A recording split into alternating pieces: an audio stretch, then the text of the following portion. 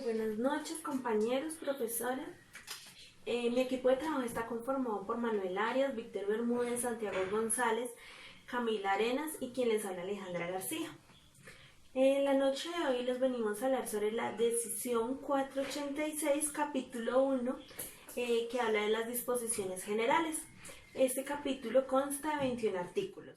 Buenas tardes, mi nombre es Manuel Ricardo Eras Vallejo. Voy a hablar sobre la decisión 486 que establece el régimen de la propiedad industrial. Voy a hablar sobre el artículo 1 hasta el 5. Entonces, el régimen común sobre la propiedad industrial. En el artículo 1 nos indica el trato nacional. ¿Qué significa eso? Que cada país miembro considera a los nacionales o de los demás miembros de la Comunidad Andina de la Organización Mundial del Comercio y el Convenio de París para la protección de la industria, de la propiedad industrial. O sea que esos tres entes son los encargados de manejar este tema de la propiedad industrial en cada país asociado, ¿no? Artículo 2 del Trato de las Naciones Más Favorecidas. Eso indica que toda ventaja, favor o privilegio o inmunidad que conceda un país o un miembro a los nacionales de otro país miembro de la Comunidad Andina se hará expresiva a las naciones de cualquier miembro de la organización. O sea que todos manejan el mismo parámetro en sí y pues todos tienen el mismo trato, ¿sí? En cuestión de dar pues a conocer pues el tema de una patente o cosas así por el estilo. Artículo 3. El artículo 3 nos habla sobre el patrimonio biológico y genético y de los conocimientos tradicionales. Ahí indica que los países miembros asegurarán que la protección conferida a los elementos de la propiedad industrial se concederán salvaguardando y respetando el patrimonio biológico y genético. O sea, que si yo hago una patente, esa patente va a quedar a los biológicos, a mis hijos, a mis papás. Eso fue lo que entendí. Así como los conocimientos tradicionales de sus comunidades indígenas, afroamericanas o locales. ¿No? El artículo 4 y 5, que son lo mismo pero tienen dos artículos a la vez, es sobre los términos y plazos, ¿sí? Ahí indica que los plazos relativos a trámites previstos de la presente decisión, sujetos a notificación o publicación, se contarán a partir del día siguiente a aquel que se realice la notificación o publicación. O sea que yo puedo realizar una patente, al otro día ya realizaría la publicación o una notificación de la misma, ¿sí? Ahí también dice que si el plazo se fija en meses o en años, se computará de fecha a fecha, ¿sí? Y si el mes de vencimiento no hubiere día equivalente a que comience el cómputo, se entenderá que el plazo vence el último día del mes. ¿Listo? Entonces eso sería todo. Muchas gracias. Del artículo 6 al 8 hablan de las notificaciones. En el artículo 6 nos indican que la Oficina Nacional dispondrá un sistema de notificaciones para comunicarle a los interesados el estado de estas solicitudes. En el artículo 7 hablan de que todas las solicitudes presentadas en estas oficinas se deben realizar en español. Y en el artículo 8 hablan de que las solicitudes que se presenten en otro idioma deben ir acompañados de una pequeña traducción. Sin embargo, la oficina dispondrá de un sistema que les pueda realizar la traducción más fácil. En el artículo 9 nos habla de la reivindicación de prioridad. Lo que nos dice es que la primera solicitud de patente o registro de marca presentada en un país miembro o ante la autoridad nacional con el cual el país miembro estuviese vinculado por algún acuerdo que establezca un derecho de prioridad al que establece la presente decisión, pues se le dará al solicitante un derecho de prioridad para pedir en el país miembro una patente o un registro de la misma materia. El derecho de prioridad se puede basar en una solicitud presentada ante la oficina competente del país miembro, siempre y cuando en esa solicitud no se hubiese invocado un derecho de prioridad previo. En este caso, pues la presentación de la solicitud del derecho de prioridad implicaría el abandono de la solicitud anterior con respecto a la materia que fuese común a ambas. También dice que para beneficiarse de este derecho de prioridad La solicitud debe presentarse dentro de los siguientes plazos contados desde la fecha de presentación de la solicitud. Entonces son dos plazos. El primero es 12 meses para la patente de invención o modelos de utilidad y la segunda es de 6 meses para los registros industriales y de marcas. Bueno, buenas noches. Mi nombre es Santiago González y a continuación les hablaré acerca de los artículos 10º y 13º de la decisión 486. Bien, seguimos con el tema de la reivindicación de prioridad que trata en el artículo 10. Básicamente en este artículo nos dice que, bueno, precedente al artículo anterior, debe presentarse una declaración con la documentación pertinente que fue radicada con el registro o el tema de la patente, una solicitud de la patente. Esto debe hacerse ante la Oficina Nacional competente, quien a su vez podrá solicitar que se le realice un pago para hacer esta solicitud. Esta solicitud tiene dos plazos, por decirlo así, según sea el caso.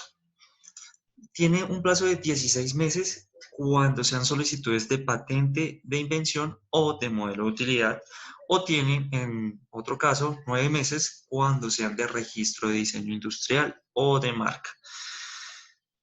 Cuando se realice este proceso, debe como tal la persona presentar la solicitud hecha de este registro, la solicitud de la patente o del registro de diseño, donde debe constar el certificado de la fecha de presentación y también el comprobante de pago de este mismo proceso para poder iniciar todo este trámite. En el artículo 11 nos indica que pues, el incumplimiento de los plazos de la presentación de los documentos o del pago de la tasa para solicitar esta prioridad acarreará la pérdida de prioridad invocada. En el artículo 2 empezamos a hablar del siguiente tema y es del desistimiento y abandono. ¿Abandono de qué o desistir de qué? Del proceso de la solicitud de la patente de invención o del registro de diseño industrial o de marca. Más exactamente, el artículo 12 nos dice que el solicitante podrá desistir en cualquier momento, tanto sea de la patente o del registro. Cuando este proceso se da por terminada la instancia administrativa a partir de que así haya sido oficial por parte de la Oficina Nacional competente.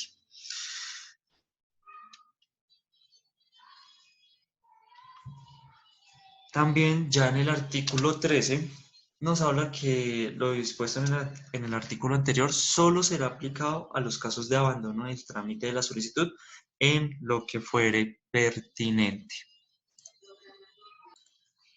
Cabe aclarar que una vez la persona desista o abandone este proceso, perderá la fecha en la cual radicó su solicitud.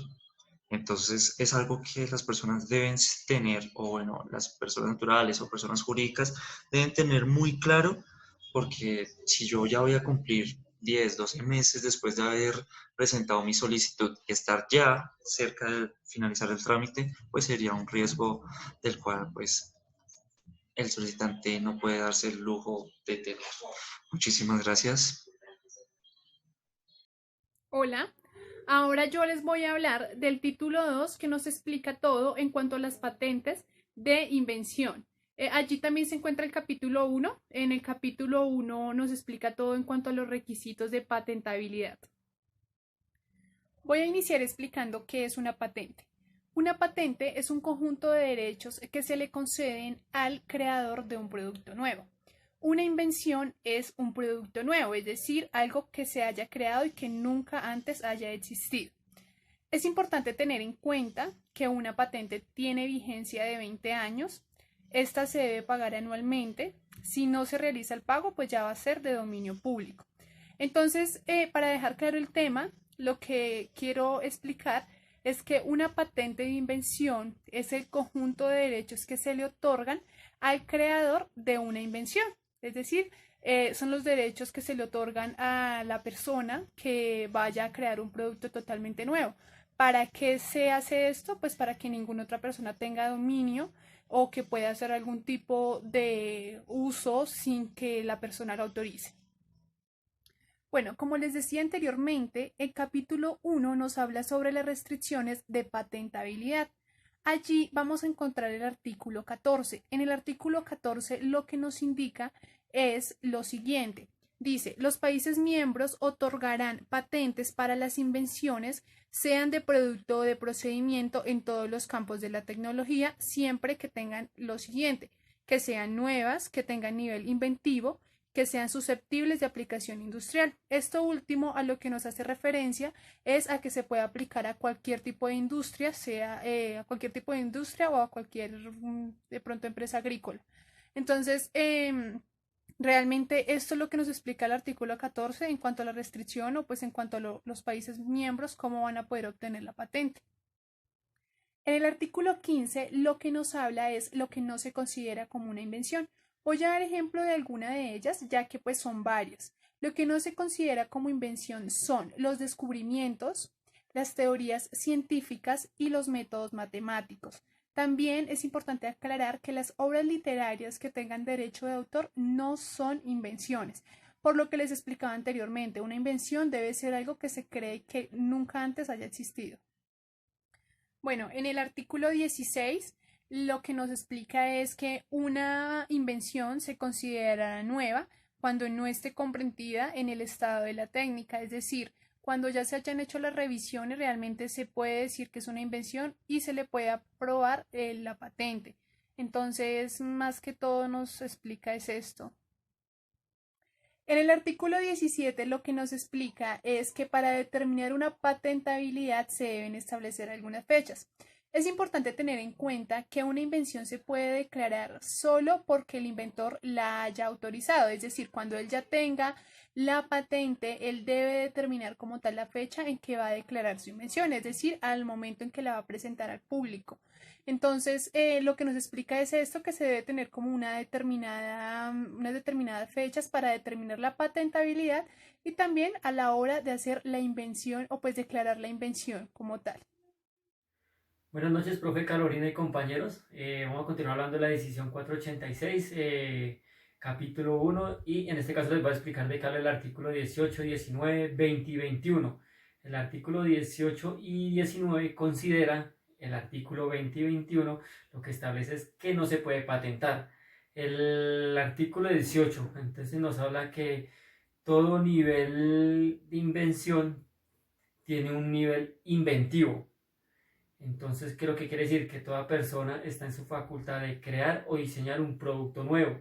El artículo 19 lo que nos hace referencia es que se enfoca más en la invención, pero en la parte industrial. Que si yo diseñé un producto que le pueda servir a la industria y esta misma lo va a empezar a trabajar. El artículo 20, que no es patentable. No se puede patentar las plantas, métodos terapéuticos, métodos quirúrgicos. Y por último, el artículo 21 establece que no se puede patentar una marca que ya o un producto que ya fue patentado. Un ejemplo puede ser el producto Coca-Cola. Yo no pudiera patentar esa marca porque ya obviamente ya está registrada y está patentada por la marca. Espero haya quedado claro la explicación. Buenas noches, compañeros.